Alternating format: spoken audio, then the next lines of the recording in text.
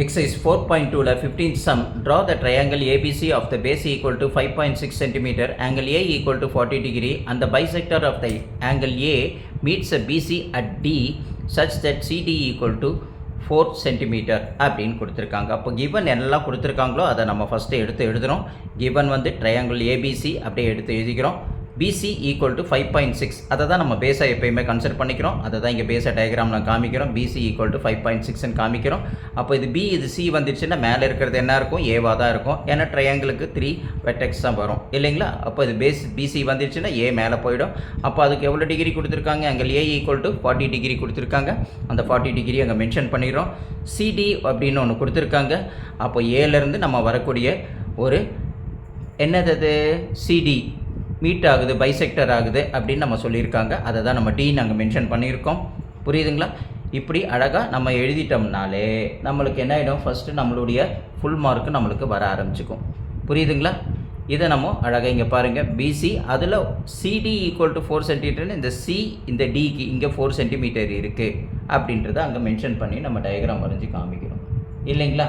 இப்போ இது எப்படி வரைகிறதுன்றது மட்டும் நம்ம ஃபேர் டயக்ராமில் பார்க்குறோம். ரஃப் டயக்ராம் வரைஞ்சிங்கன்னா உங்களுக்கு 1 மார்க் கிடைக்கும். ஃபேர் டயக்ராமுக்கு ரிமைனிங் 7 மார்க்ஸ் உங்களுக்கு கிடைக்கும். அதையும் இப்போ நம்ம பார்த்துருவோம்.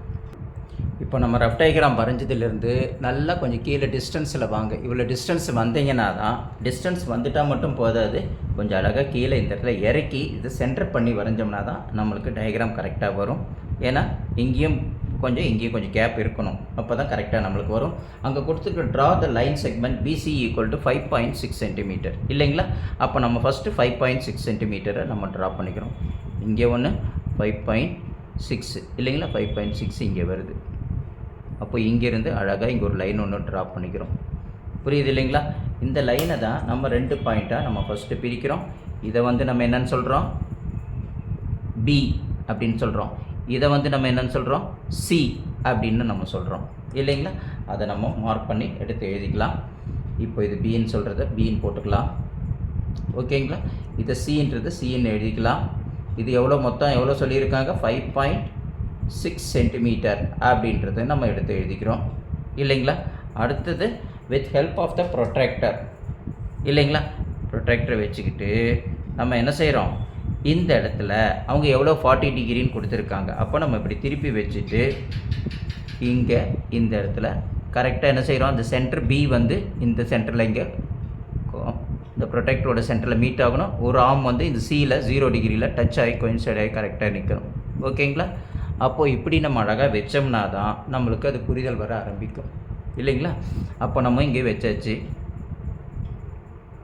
அப்போ இங்கேருந்து எவ்வளோ டிகிரி, 40 டிகிரி சொல்லியிருக்காங்க இல்லையா.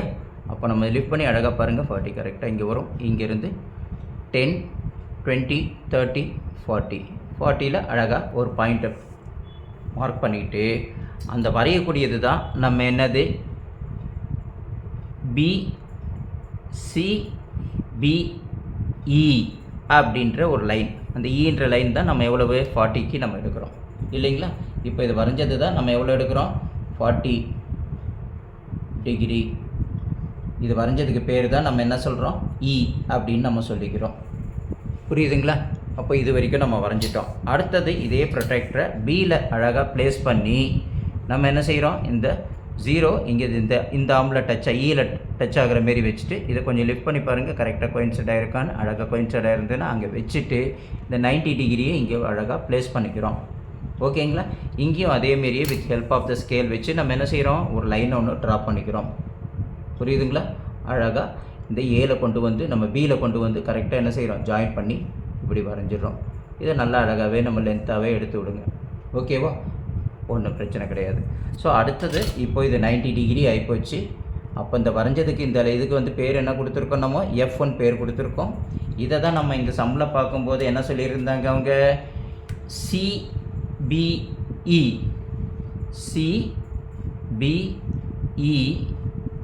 ஆங்கிள் 40 டிகிரி அப்படின்னு நம்மளுக்கு கொடுத்துருந்தாங்க இல்லைங்களா. சென்டரில் வர்றது எப்போயுமே ஆங்கிளாக வரும், அது 40 டிகிரி. அடுத்தது EBF ஆங்கிள் எவ்வளோ எடுக்கிறாங்க, 90 டிகிரி எடுக்கிறாங்க. அதையும் நம்ம ட்ரா பண்ணிட்டோம் இல்லைங்களா. இது ரெண்டுத்தையுமே ட்ரா பண்ணி முடித்த உடனே அடுத்தது என்னது, draw the perpendicular bisector of இந்த பிசிக்கு பர்பண்டிகுலர் பைசெக்டர். ஓகேவா? அதை நம்ம எப்படி எடுக்கிறோம் அப்படின்னம்னா, சியில் கரெக்டாக நம்ம என்ன செய்கிறோம், நம்மளுடைய காம்பஸை வச்சு ஹாஃப் இது ஹாஃபுக்கு மேலே, புரியுதுங்களா, வச்சு மேலே ஒரு ஆர்க் ஒன்று அடிங்க. அதே ஆர்க்கை கீழே ஓடுறீங்க. அதேமாரி பியில் வைங்க. இப்போ இங்கே வச்சுட்டு இங்கே ஒரு ஆர்க் அடிங்க. ஓகேங்களா? அதேமாரியே இந்த பியில் வச்சு நம்ம என்ன செய்கிறோம், இங்கே ஒரு ஆர்க் அடிக்கிறோம். ஓகேங்களா? இந்த 2 ஆர்க்கும் எங்கே மீட் ஆகுதோ அந்த இடத்த நம்ம பாயிண்ட் பண்ணிக்கிறோம். இங்கே இப்படி ஒரு பாயிண்ட் பண்ணிக்கிறோம், இந்த இடத்துல இங்கே ஒரு பாயிண்ட் பண்ணிக்கிறோம். இது ரெண்டுத்தையும் ஸ்கேல் வச்சு நம்ம என்ன செய்கிறோம், ஒரு லைன் வச்சு ட்ரா பண்ணுறோம். ஓகேங்களா? இதுவும் இந்த சென்டர், இது இந்த சென்டர். இப்படி அழகாக ஸ்கேலில் வச்சு பார்த்துக்கோங்க இந்த பாயிண்ட் இருக்கிறது. அதுக்கப்புறம் ஒரு லைன் ஒன்று ட்ரா பண்ணுங்கள். அந்த லைன் எங்கே இந்த 90 டிகிரி ஆங்கிளில் கட் ஆகுதோ அந்த இடத்துக்கு தான் நம்ம என்ன சொல்கிறோம், ஓ அப்படின்னு நம்ம பேர் கொடுக்குறோம். ஓகேங்களா? இப்போ இந்த இடம் தான் என்னது, நம்மளுக்கு ஓ அப்படின்ட்டு தெரியுது. அப்போது ஓன்றதை நம்ம அங்கே எழுதிடுறோம். இதுக்கு பேர் என்ன கொடுத்துருக்குறோம், ஓ. இந்த 90 டிகிரியில் கட் ஆகுறதுக்கு ஓன்னு பேர் கொடுக்குறோம். அது இந்த பிசியில் எங்கே கட் ஆகுதோ அந்த இடத்துக்கு நம்ம என்ன செய்கிறோம், ஜி அப்படின்னு நம்ம பேர் கொடுத்துக்கிறோம். புரியுதுங்களா? இப்போ அடுத்தது நம்ம என்ன பண்ண போகிறோம், கொடுத்துருக்கிறதுல O as a center and OB as a radius அப்படின்ற மாரி நம்ம கன்சிடர் பண்ணணும். அப்போது O as a center வச்சாச்சு. அப்போது OB as a radius இல்லைங்களா? அப்போ அதுக்கு தகுந்த மாரி நம்ம என்ன செய்கிறோம், வச்சு பார்க்குறோம். கரெக்டாக உங்களுக்கு வரும். ஓகேங்களா? அப்போ நம்ம அதுக்கு தகுந்த மாரி என்ன செஞ்சிடறோம், அழகாக வச்சு ட்ராப் பண்ணி நம்ம போட்டு பார்க்குறோம். ஓகேங்களா? ஓசியும் எடுக்கலாம், ஓபியும் எடுக்கலாம், ஒன்றும் பிரச்சனை கிடையாது. ரெண்டுமே ஈக்குவலாக தான் வரும். ஸோ அப்போ நம்ம என்ன செய்கிறோம், இங்கேருந்து அப்படியே ஒரு சர்க்கிள் ஒன்று ட்ராப் பண்ணுறோம். அது அப்படியே நேராக நம்மளுக்கு என்ன ஆகும், அப்படியே எப்படி வரும்.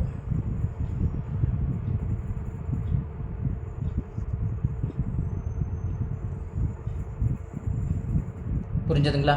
ஸோ இப்படி நம்ம வரைய நம்மளுக்கு என்ன ஆகும், ப்ராக்டிஸ் ஆகிடும் நல்லா. அப்போ நம்ம வரைஞ்சிட்டோம்னா இது வந்து பி வழியாக இங்கே போயிடுச்சு, இது இங்கே போயிடுச்சு, இங்கே ஒரு சர்க்கிள் இப்போ வரைஞ்சாச்சு. அந்த சர்க்கிள் வரைஞ்சதுக்கப்புறம் நம்மளுக்கு என்ன கொடுத்துருக்காங்க, பைசெக்டர் ஆஃப் த பிடி. இந்த பிசியை நடுவில் இங்கே என்ன நம்ம ஞாபகம் வச்சுக்கிறோம், டீன்ற ஒரு இடம் பைசெக்ட் ஆகுது அப்படின்னு நம்ம சொல்லியிருக்காங்க இல்லைங்களா? அப்போ அந்த பைசெக்ட் எங்கே ஆகுது அப்படின்றத நம்ம இப்போ பார்க்க போகிறோம். இப்போது பர்பண்டிகுலர் பைசெக்டர் வச்சா ஓஎஸ்எஸ் சென்டர் அண்ட் ஓபிஎஸ்எஸ் ரேடியஸை வச்சு ஒரு சர்க்கிள் ஒன்று ட்ராப் பண்ணோம். அப்போது இந்த 90 டிகிரியில் எங்கே கட் ஆகுதோ அந்த இடத்த ஓன் குறித்தோம். அப்போ பிசி பேஸில் எங்கே கட் ஆகுதோ அந்த இடத்துல ஜீன் குறித்தோம். அதுக்கப்புறம் இதே லைன் கீழே இந்த இடத்துல கட் ஆகுது பார்த்தீங்களா, இந்த இடத்த தான் நம்ம என்ன செய்கிறோம், ஐ அப்படின்னு குறிக்கிறோம். புரியுதுங்களா? இந்த இடத்த நம்ம ஐ அப்படின்னு நம்ம குறிச்சிக்கிறோம். இதை வந்து எக்ஸு அப்படின்னு நம்ம குறிச்சிக்கிறோம். இதை வந்து நம்ம ஒய் அப்படின்னு நம்ம குறிச்சிக்கிறோம். புரியுதுங்களா? ஸோ இப்போ அடுத்தது நம்ம என்ன பண்ண போகிறோம் அப்படின்னா,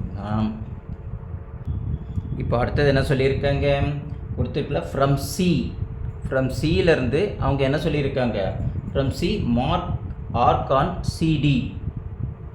ஓகேங்களா? சிடியை ஒரு ஆர்க் பண்ணுங்க அப்படின்னு சொல்லியிருக்காங்க.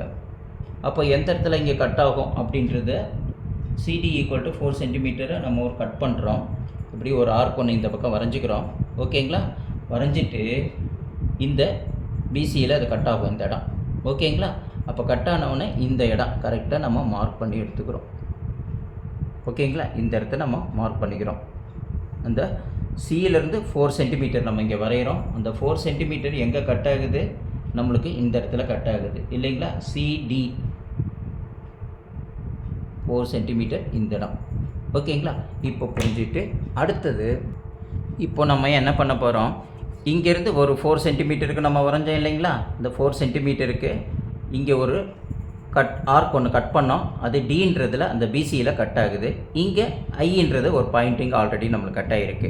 இந்த ஐயும் டியும் நம்ம என்ன செய்யணும், கோயின்சிடென்ட் பண்ணி ஒரு லைன் ஒன்று ட்ரா பண்ண போகிறோம். நல்லா கவனிச்சுக்கோங்க, இது புரியாது. அதனால் இங்கேருந்து நம்ம என்ன செய்கிறோம், ஒரு லைன் ஒன்று கரெக்டாக இந்த இது வழியாக இப்படி வரைகிறோம். ஓகேங்களா? இது டியும் டச் ஆகுது 4 சென்டிமீட்டரில், இந்த கீழே இருக்கிற பர்பண்டிகுலர் பைசெக்டரில் ஐயும் கட் ஆகுது.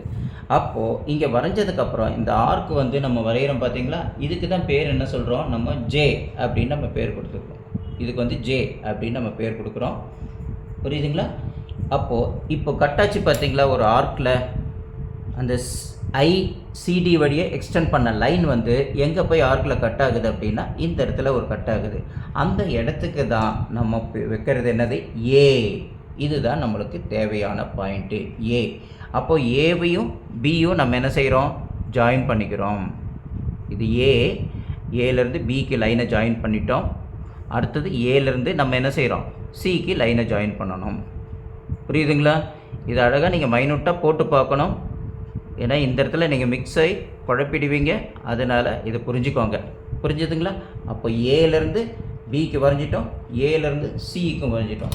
இதுதான் perpendicular bisector of the BC intersect the circle at I. First நம்ம இங்கே ஐன்ற பார்த்தோம், ஜாயின் ஐஎன்டி இல்லைங்களா? அந்த ஐஎன்டியை நம்ம ஜாயின் பண்ணிவிட்டு அதை எக்ஸ்டெண்ட் பண்ணுறோம். ஐடி ப்ரொடியூஸ்ட் மீட்ஸ் த சர்க்கிளில் ஏன்ற இடத்துல கட் ஆகுது. So now join AB and AC, then triangular ABC is a required triangle அப்படின்றத நம்ம புரிஞ்சுக்கிறோம். மற்ற ட்ரையாங்கிள் மாரி நம்ம ஜியிலேருந்து இங்கே ஒரு ஆர்க் வச்சு 4 சென்டிமீட்டருக்கு போவோம். ஆனால் இங்கே அப்படி கிடையாது. எதுலேருந்து வரையணும், சிடி ஈக்குவல் டு 4 சென்டிமீட்டர்னு கொடுத்துருக்காங்க. அப்போ சியில் வச்சு தான் நம்ம என்ன செய்யணும், இங்கே ஒரு லைனை கட் பண்ணணும். அதுக்கு முன்னாடி இங்கே இந்த பர்பண்டிகுலரில் இங்கே வந்திருக்கிறதுக்கு ஐன்றது பேர் குடிக்கிறோம். ஐயும் டியும் நம்ம ஃபஸ்ட்டு ஜாயின் பண்ணணும், அதை அப்படியே எக்ஸ்டெண்ட் பண்ணணும். அது ஆர்க்கில் எங்கே கட் ஆகுதோ அதுதான் ஏ ஞாபகம் வச்சுக்கணும்.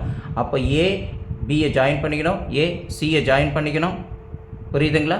இப்படி வரைஞ்சிட்டிங்கன்னா ஏபிசி இதுதான் நம்மளுக்கு என்னது, ரிக்வயர்டு ட்ரையாங்கிள் அப்படின்றத நம்ம புரிஞ்சுக்கிறோம். இது அழகாக நீங்கள் போட்டு பாருங்கள். ரஃப் டயக்ராமில் 1 மார்க் கிடச்சிரும். இதுக்கு ஒரு 7 மார்க் கிடைக்கும். டோட்டலாக 8 மார்க்ஸ். ஆனால் ப்ராக்டிஸ் மட்டும் ஒரு 8 டைம்ஸ் அட்லீஸ்ட் ப்ராக்டிஸ் பண்ணி பாருங்கள். கண்டிப்பாக உங்களுக்கு 8 மார்க் கிடைக்கும்.